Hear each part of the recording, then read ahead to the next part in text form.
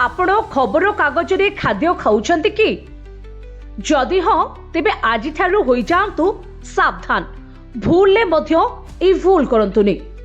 हाँ दर्शक बंधु किछि दोकानी खाद्य को खबर प्लेट रे परिवर्ते खबर कागज रे गुड़ाई दे दियंती आउ लोके एही खाद्य को बड़ आनंदर सह खांती किंतु आपण जानिछंती यहा कैंसर रो कारण होई पारे। हाँ दर्शक बंधु एही सामान्य अवहेला आपण को बड़ विपद आड़ को भिड़ी नेब कहीं खबर कागज रे एभली अनेक हानिकारक रासायनिक एवं स्याही रही थाए जहां आपण शरीर को विपद आड़ को ठेली दे थाए। जदि आपण पेपर उपरे खाद्य रखी खाउछंती तेबे जानि रखंतु एहा द्वारा केउ केउ रोग को आपण निमंत्रण करूछंती। खबर कागज रो स्याही रे अनेक हानिकारक रसायन जेभली आइसोब्लूटाइल पेटलेट एवं डाइएन आइसोब्लूटाइल थाए।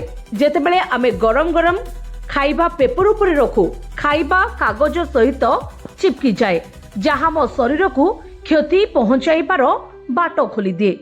एई केमिकल कैंसर भली मारात्मक रोग को टाणी आने सेतिपाई गरम गरम खाद्य खबर कागज रे रखी खाइबारु यथेष्ट दूरे रुहंतु नचेत कैंसर सहित मुकाबिला करबा पई प्रस्तुत हुअंतु। न्यूजपेपर खाद्य गुड़ाई खाइले पाचन संबंधी समस्यार सम्मुखीन होबाकू पड़ी थाए।